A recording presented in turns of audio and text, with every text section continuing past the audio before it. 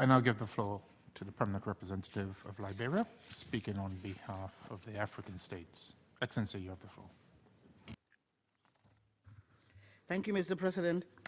Mr. President, on behalf of the African group, which I represent for the month of June, I wish to thank you immensely for the efforts you have personally made in convening this informal dialogue on the organization of a high-level plenary meeting of the 69th session General Assembly, to be known as the World Conference on Indigenous People.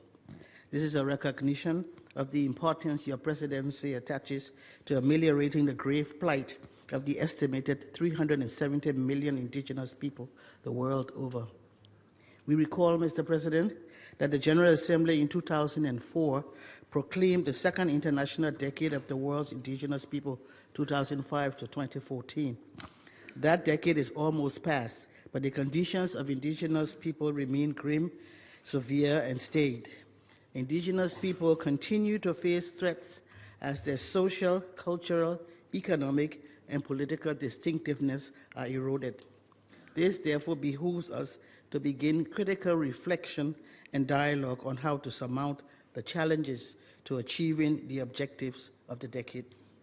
Mr. President, the Africa Group supports the idea of consulting all stakeholders, including civil society, non-governmental organizations, academia, national human rights institutions, and parliamentarians, as a crucial exercise in sharing views on the contents of the conference's outcome document and their participation in the conference proceedings.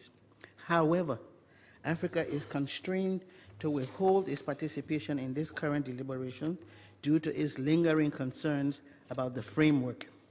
As you may recall, Mr. President, prior to this meeting, the African Group had raised with you specific concerns about the need to safeguard the sanctity of the intergovernmental character of the process.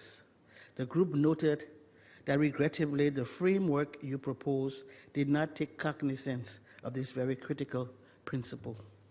It is our concern that the framework under which this consultation is taking place could set an unhealthy precedent that could unwittingly affect the very essence of the intergovernmental negotiation process as it has evolved so far.